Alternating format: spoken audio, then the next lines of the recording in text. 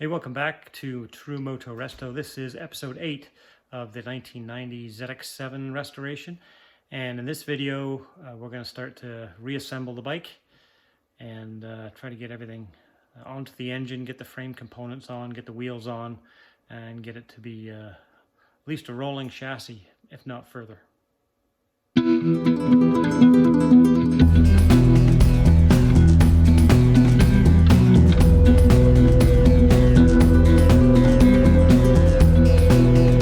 So I didn't film it, but anyway, I just pressed out the old bearing that was in the push drive. It was really notchy, really grainy, felt terrible. So I do have a full set of bearings for rear wheel, front wheel and whatnot. So these are front wheel, and these are the rear wheel bearings. So yeah, I just pressed that in, and then basically I'll put the locking ring back in and a new seal, and then I will wait, and those will go into the rear wheel once I get the rubber mounted. That way I'm not banging on the thing with the rim on the ground. I just don't want to scratch anything up on the rim. Might be a bit easier with the tire on, maybe. Okay, so the swing arm has been reassembled. I've got the shock in there. I've got a shop towel just wrapped around so it doesn't bang and clang around and damage and chip the paint and whatnot. But that's all been reinstalled. Everything was nicely greased up and lubed, or never sees, or whatever the appropriate product was to put on there before I slid it all back together. So that's good. Okay, so one of the oddities with the swing arm on the ZX7s, and apparently it's not just the 1990, but the right side spool mount is on the outboard side of this particular swing arm, and the left side spool mount is on the inboard side. So it makes it very difficult to mount these generic spools for the swing arm lift. So what I did, and turns out apparently I guess Lockhart Phillips used to sell these, but I just made I got a longer bolt, about 2 centimeters longer, and I made a metal spacer that goes in between the spool and the spool mount, and that should do the trick. All of the bracketry and hardware is now back on the main frame. All the mounts for this, that, and the other thing are all back on there. So this is now ready to go back on to the engine. I think I have to adjust these engine adjusters a little bit more. They've got to be turned in a bit further, and then there's a specific instructions in the manual on how to adjust these. And then on the tube frame, all the brackets and mounts are back on. A couple of the grommets back in the rear subframe. Foot peg mounts are back together.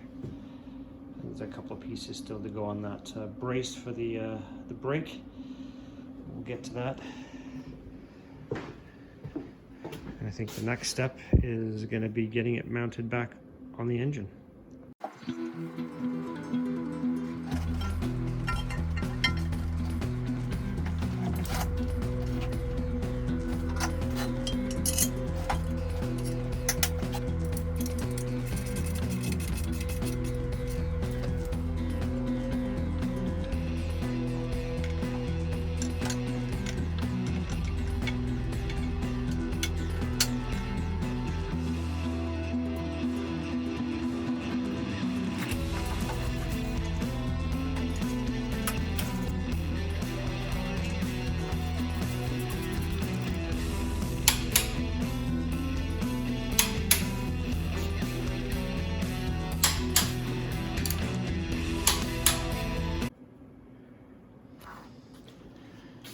There's the main frame and the front tube frame reattached.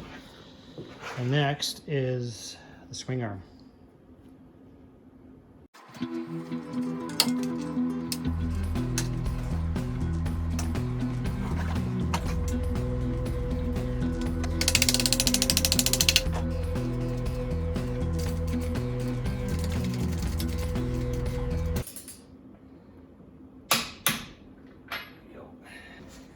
Triple clamps, put those back in the meantime I need to make sure that the bearing is packed.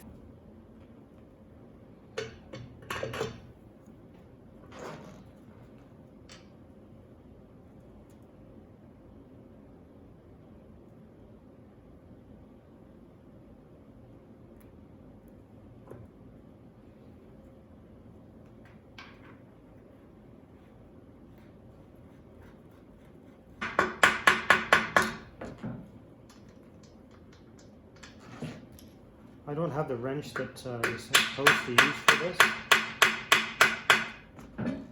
I just tend to do it by feel.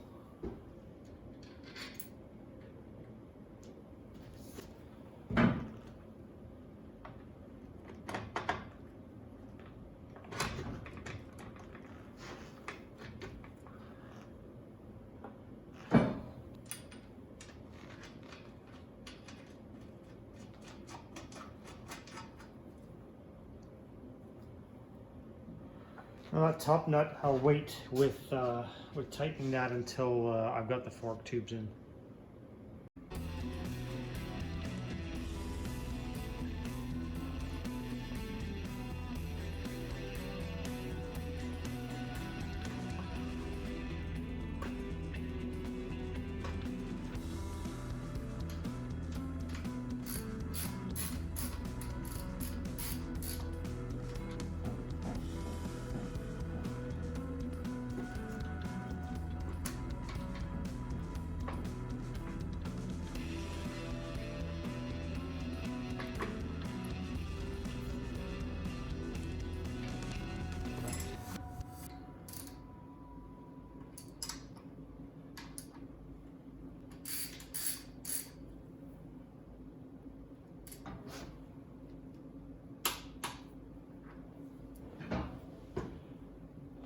.29 foot-pounds.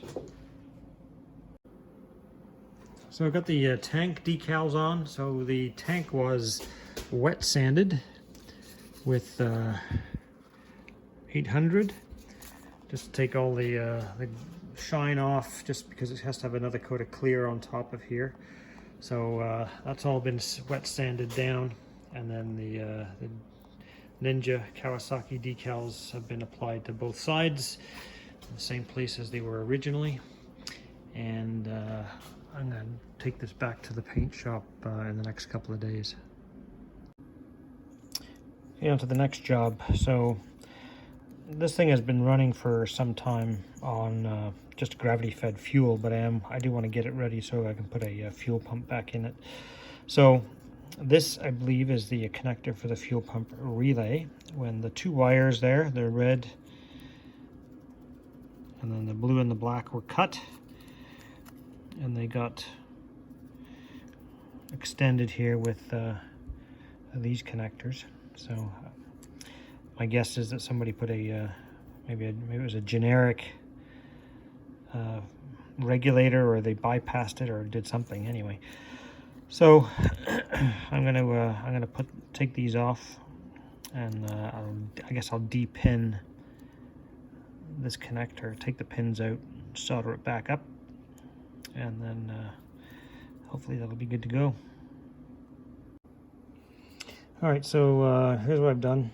I basically just cut off those other connectors. I de-pinned this connector block and reused these spade connectors that were in there. Lengthened these wires just a little bit, and I put correct color-coded heat shrink tubing on there. So now all I'll do is I'll put these back into the connector block, and then that should be good to go. All right, so there we go. They're all basically back in their rightful place in the connector block. So now all I gotta do is find the correct fuel pump and the correct relay. Otherwise, I guess I'd be taking that apart again, but I'd rather have it close to original. All right, so the next thing I got to do is repair the wiring for the turn signals. So these are Kawasaki turn signals that I'm going to use on the rear of the bike. If you recall, originally there was those nasty flush mounted pieces of crap that were mounted on there, and so I'm just using the original bullet connectors, and then I'm just basically grafting those onto these Kawasaki signals I got off eBay that don't have any connector on there at all. So I'm just going to solder those on, and then I'll heat shrink the wires.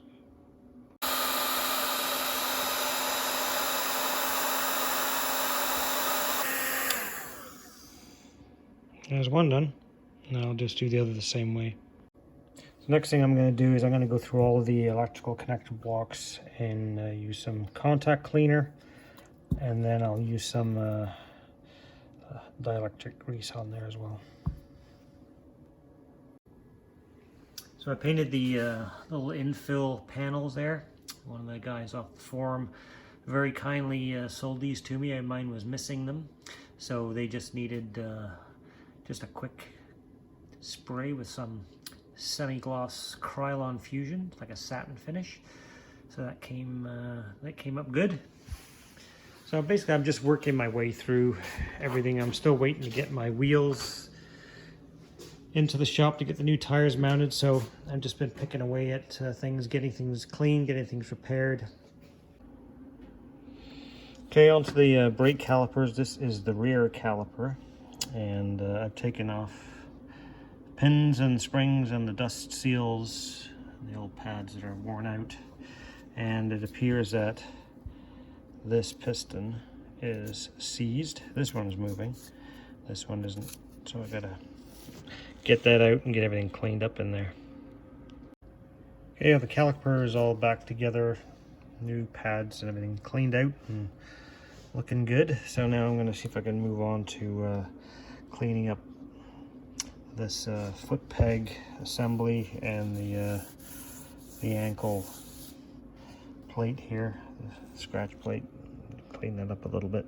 It's a bit grubby. Okay, I cleaned up all right. The usual recipe. So that was a fine Scotch-Brite pad with WD-40, followed by good old Autosol, and that just kind of cleans everything up and gets the tarnishing off that aluminum and makes it look much better. Well, that was almost a disaster. I'd only had one strap basically through the opening here, down through the other side and down, and then one strap across the back here. And as I walked by, the whole thing almost toppled over this way off the stand.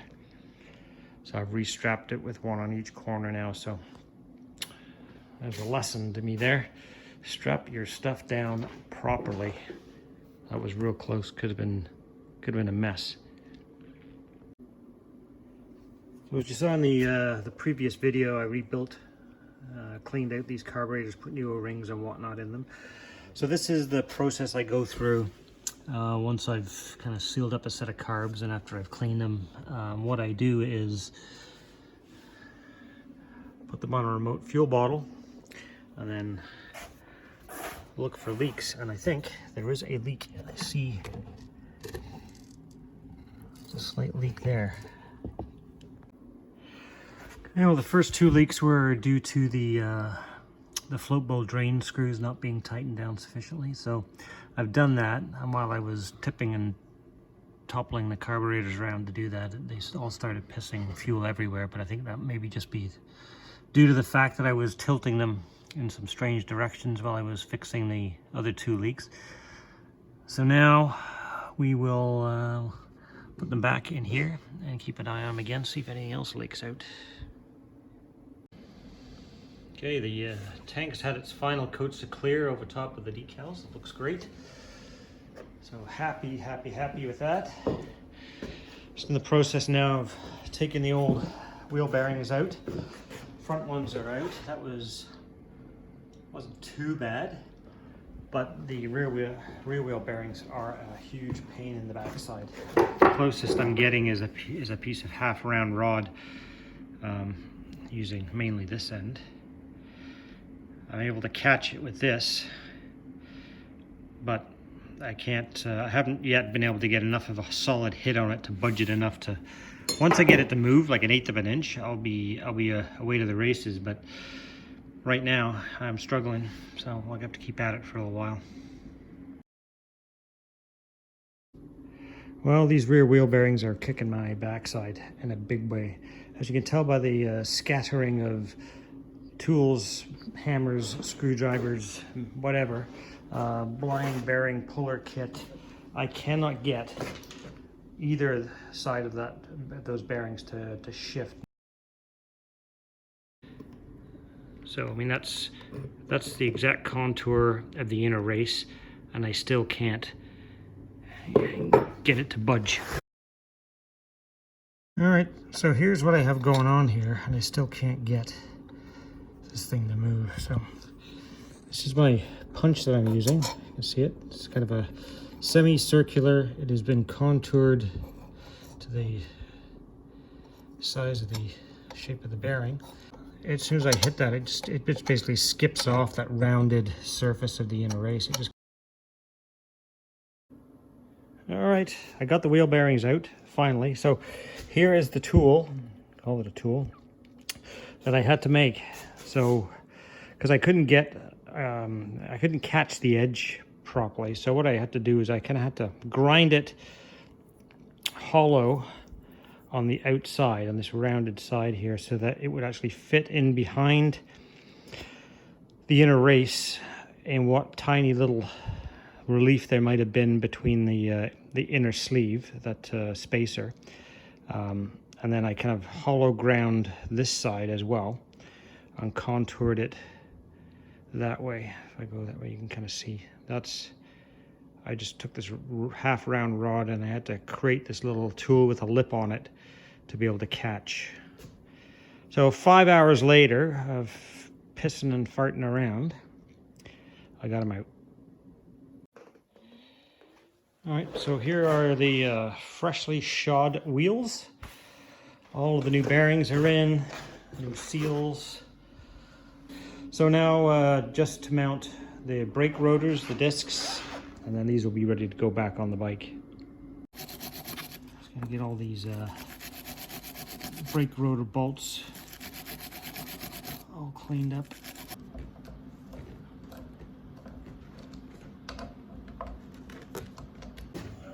We'll try and wrestle this rear wheel back into place.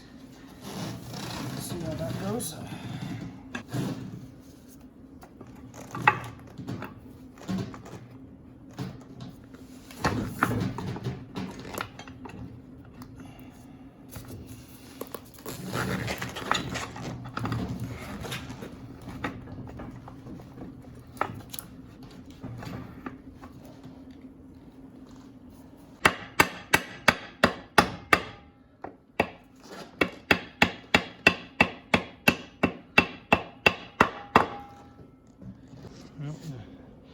A little bit of wrestling, but rear wheel is installed. All right, so the wheels are now back on the bike.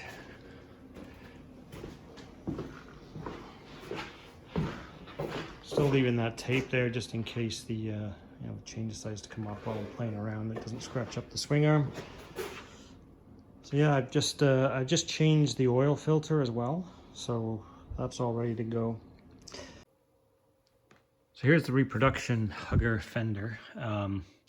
This came out of Moto Forza in the Czech Republic, and since finding an original one was going to be pretty much impossible, I decided to give one of these a try. Now this fits, it's actually for 1991 to 1995, but with a little bit of careful cutting and reprofiling, like I reprofiled this bottom edge here, so it contours to the swing arm a little bit better.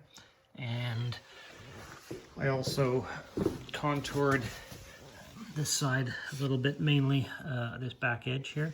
But it already had the two correct spots to mount on this side. It had I did have to cut a bit of a hole in the top there, because to get this to sit low enough, this mounting lug right here had to pop through the top of it, barely. You can't really see it come through the top, but it has to be. There wasn't any clearance, I guess, put it that way, inside the fender to accommodate this this mounting tab. But anyway, I ground a small recess in there, and got some bolts to mount it, so that should fit just fine. Just finished painting it up in Krylon Fusion Satin Black, so that should do the trick. I'll get that mounted up in another day once it fully dries.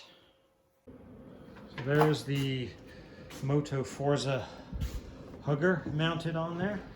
I think it'll look just fine once all the rest of it's on. I mean, the actual profile, I think, is a little different to the stock 1990. I think, as I recall, the 1990 has a little bit more of a squared off section here to it, and has a bit more of a lip on it from the pictures that I've seen.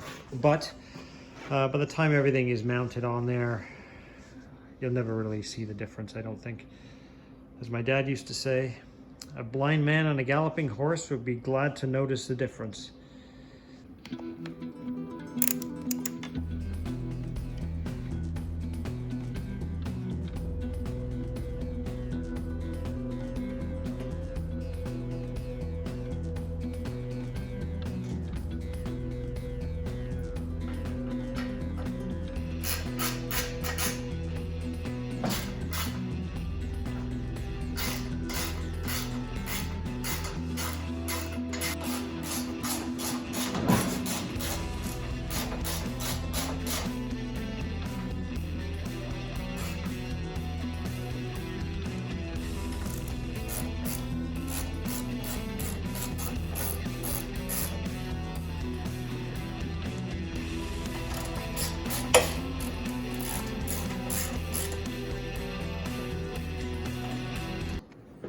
All right, so she's rolling, a rolling chassis. I just backed it off here, as I mentioned earlier, just to make sure that I don't have any oil leaks coming from anywhere else except that clutch slave. So I put the oil cooler back on, and I've got all the oil topped off. That rag is stuffed in the water pump to make sure any excess coolant, the dregs are not going to drip out onto the floor. But I figure I'll leave that there for a day. I can work on it there for now for what I have to do, and just be sure I don't want to get everything back together and then have to pull it all apart again. So better to take a few hours now and do it, as opposed to even more hours later.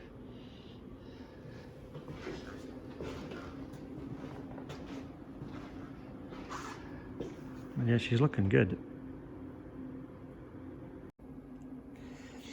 Okay, so you may recall from one of the earlier videos, this clutch slave was leaking pretty badly, and as you can see, there's a ton of corrosion in there. So this may or may not be savable, and I'm not going to really know that, I think, until I get it polished up, get a new seal inside there, and see what happens with it. I do have a new seal here.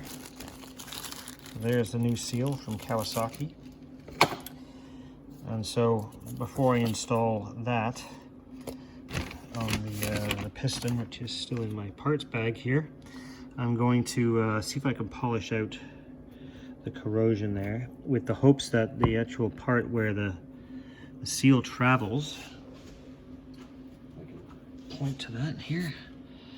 So the way I think this is going to work is the seal itself kind of travels mainly in this shiny section, and then it's really going to depend really on where it kind of transitions from this corroded area up here to the smoother bore. That's likely the area where it's starting to leak. So just as the seal is starting to come in contact with that corrosive surface there. So we'll see. I will polish it up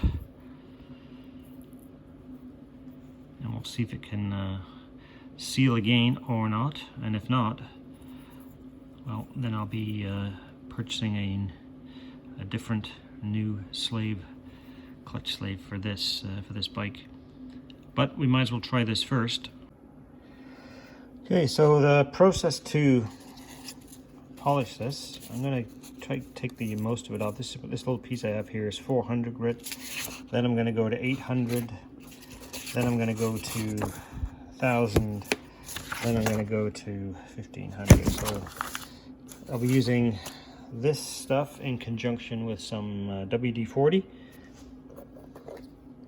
We'll see how it goes. Okay, just a couple of minutes. That's with the 400. I'm just gonna give it one more little shot right around the rim there with the where it's kind of black, and then I'll move on to the 800. But it comes off quite easily, so it's just really a case of whether or not it's too pitted. We'll find that out later. Okay, so this is after the 800. I'm just about to start the 1000. So it's coming, it's very, very smooth, but there's still some staining in there, so it's kind of hard to tell if it's going to be good or not. But the thing, what I'm basically doing is when I'm sanding it, I'm going like this. So it's this is the motion, is around and around, like you would, you know, if I was honing a cylinder on an engine, the hone goes this way. That's the way you want to do it to make sure you're getting a good seal. You don't want to be going in and out of the hole, at least not this particular hole. So this motion is what you want. Okay, so the slave cylinder is, I think, about as good as it's going to get. It actually feels way, way better than it looks. So I cannot detect any, even though you can see some like black marks in there, it does feel very, very smooth. So next thing is I'm going to take this seal off here, and I'm going to clean this piston up so you can tell where this thing has been sitting. That's the bottom part, where it's been sitting at the bottom, and coincidentally or not, of course, was also the worst pitted part of the cylinder. All right, so I cleaned up the piston here as best I could. See, most of the corrosion was like right around there, so I polished that up. There's a new seal on there, so fingers crossed that'll work. And now all I gotta do is clean this up a little bit with some sandpaper, brake cleaner, get it all nice and clean. We'll take that banjo bolt out of there and tape up the fitting, or remove that, and then we'll give it a shot of paint. Once that dries, that can go back together and it'll be ready to go back on the bike. So the radiator is absolutely filthy. So I'm just going to try a bunch of different products on this thing and see what will bring it clean. Okay, so now is the long and laborious process of straightening and picking out all of the gravel and the stones out of all of these radiator fins.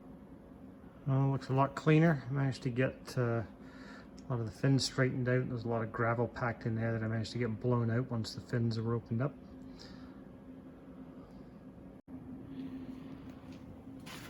Okay, I think that's about as clean as that radiator is going to get. We've cleaned up the hoses a little bit. I'm hoping that those hoses are going to be fine to replace. If not, I guess I'll be buying a set of silicone hoses. We'll see how it goes. All in all, it came out okay.